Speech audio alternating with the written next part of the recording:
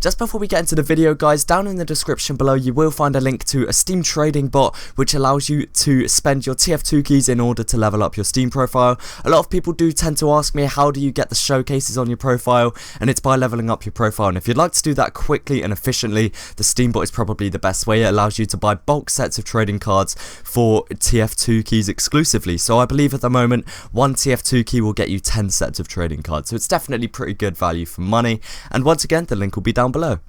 This video is sponsored by Amino. This app is for both iOS and Android devices, and it gives a vast amount of content to TF2 fans. They've recently launched a standalone Amino app for TF2 itself, which you can find a link to down below for either Android or iOS devices. You can post art, chat to other TF2 players, give tutorials, and generally there's just a great sense of community there. There's a multitude of chat rooms, including one specifically dedicated to trading, which I highly recommend you guys check out. I'd love to meet some of you there as a fellow trader. My username on the app is PyroJoe, so feel free to follow me. Once again, the link to the Badlands Amino will be down below.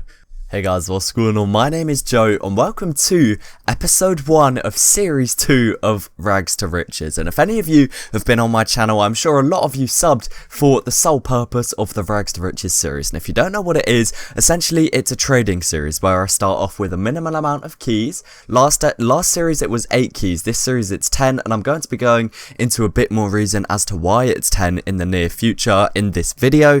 But I'm going to be starting off with 10 keys in the hopes that I can trade up for an end game item or an end game set, and I have a much stronger idea of what I want to trade up for. So last time I wanted to trade up for, I didn't actually have a goal in mind, but I ended up with an Amaranthine rotation sensation and a smoking virtual viewfinder that added to about 270 or so keys. However, this time I've got a stronger goal in mind.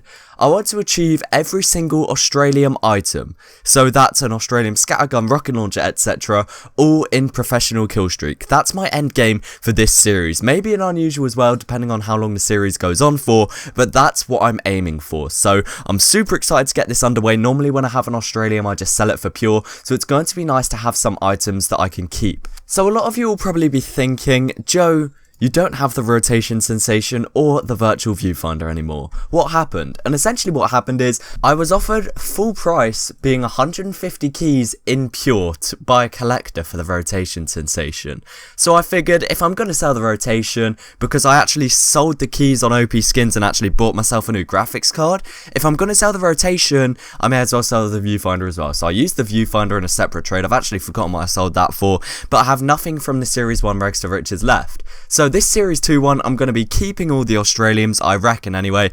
Knowing me, I'll probably end up selling them months down the line if I end up wanting to upgrade my computer or something. But nonetheless though, I'm going for a full set of Australiums. Whether that includes a golden pan or not is still to be decided. And I'm sorry that the intro on this episode actually took so much longer than usual, and I promise it won't be like that in near future episodes. It's just this is obviously the first episode in the new series, so a lot of people won't be familiar with the concept or like how it works or how we did last season. A lot of my new viewers probably won't know that, so I thought I may as well disclose it in the first episode just to get that out the way. If anyone knows me, you know I'm not the type of guy to ask for like goals. I don't do it very often. In fact, I haven't done it for months. But on the last Rags to Riches episodes, we would get like 700 to 1,000 plus likes. Can we possibly reach 750 likes for the first episode in the Rags to Riches series? I know like goals are very frowned upon, but I really want this video to do very well if you guys enjoy it. So, without further ado guys, let's get into the game. Alright then guys, so this is how the backpack looks at the start of this series. And if you remember, I made a video like a month or two back asking how much should I start with out of 8 keys, a key and a ref, and it was essentially like a 3-way split. I'll put a screenshot now. It was very, very close. So I decided, if you guys can't decide, I'm going to decide on an amount I didn't even suggest, and 10 keys is the amount that I recommend to new traders to start off trading with. So hopefully you guys can follow the series and see you could maybe buy 10 keys and get up to, you know, who knows where. I got up to 270 keys in the last episode, so I have high expectations, definitely, but I'm super excited to get started and find that first quick sale, and I really do hope you guys are too. So guys, without further ado, let's get into the first trade of not only the episode, but the series as well. So guys, we've actually managed to find our first trade of the episode, and I was scrolling through classifieds for absolutely ages looking for a good quick sell, and I managed to find this Aces High Prancer's Pride, which is priced at 13 keys for the price of 10 keys. And after some negotiation with the person selling, I also managed to get some pyro items added as well, and it's always nice to just get a few like sweets or like cosmetics added just to sort of reinforce the trade. So without sort of realizing, he's adding almost like 10 or so ref in extra value just because I said, do you have any pyro cosmetics that go well with this? And that's a really good tactic to use, guys. When you're buying an unusual, ask for some miscs that go with the unusual as well, because it gets you extra value and they don't really think too much of it. So I'm managing to get about 13.3 or 13.4 keys for the price of 10 keys pure. So that's a great first trade in the series, and let's see if we can make some profit off of this Prancer's Pride. Alright, so this next trade is actually a downgrade. I'm trading my Aces High Prancer's Pride for an Aces High Brain Bucket on 1 key pure. Now, the thing about the Aces High Brain Bucket, it's not a great unusual. It's priced at 12.5 keys. As I'm sure you're aware, it's kind of a low tier hat. However, there's a person in this server who's looking to buy like a low tier unusual for pure. They can't spend 13 keys, so I'm essentially gonna try and get a cheaper unusual so I can downgrade it for items that are essentially pure. So hopefully this goes well. This is a big gamble because I'm solely reliant on this dude in the server that has items like an Australian SMG and earbuds, etc., who wants to buy a low tier unusual. So hopefully this brain bucket is good for them. I've managed to downgrade this super quickly. I'm making like 0.5 keys in this trade alone, and obviously the 1 key pure is great as always, but hopefully this person wants the brain bucket for 12 keys and items that are essentially pure. It's all risky. I'm solely dependent on this guy, so let's head over to the next trade. Quick spoiler alert, the guy didn't want the brain bucket, so I made that trade for absolutely no reason.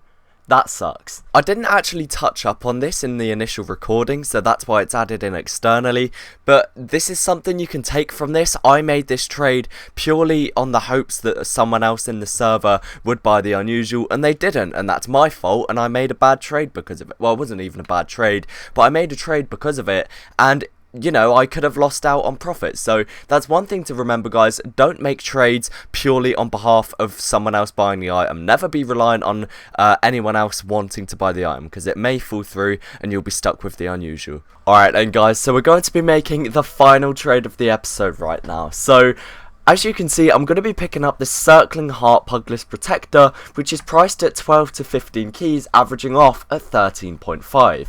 I'm going to be paying my Brain Bucket, which is 12.5, and a key pure, which adds to about 13.5, so it's a completely even trade with no overpay on each side. The Pugless Protector has a gifted tag on it, but is clean. I can remove the gifted tag and it will be a completely clean unusual.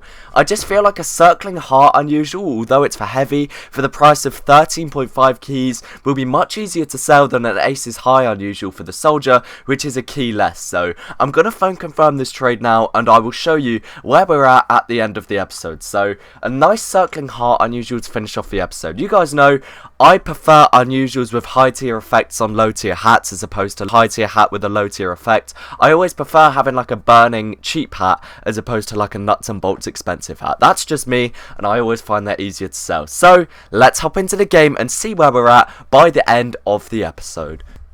So guys, this is how the backpack's looking at the end of the episode. I'm gonna remove the gifted tag now, just so it's completely clean. It's still pink painted, which is awesome, and we've still got those pyro cosmetics earlier. So we've made near enough 4 keys in the first episode, which, you know, is a substantial amount considering that's nearly half of what we started with. The pugs list itself really isn't too bad. I don't mind the hat realistically, it's just so low tier. However, as I explained earlier, Circling Hearts is a great effect and very easy to trade in comparison to something like Aces High. So guys, that is just about it for this episode. But guys, that is just about it for the first episode in the new series of Rags to Riches. I really do hope you enjoyed, and I really hope it lives up to the expectations that the first series sort of gave this. So if you did enjoy, please do remember to leave a like and let me know your thoughts down below, along with any improvements you think I can make to this series. I've already implemented the profit counter, as I'm sure you noticed in the top right. It will be completely real time and keep track of profit that I make after every trade if I lose money or gain money. I'm so so happy to bring this series back. It's definitely the most popular series on my channel, and that's obviously thanks to you guys. I can't thank you enough for the support, and I just want to say this now. That is just about it, guys. Thank you again so much for watching, and peace.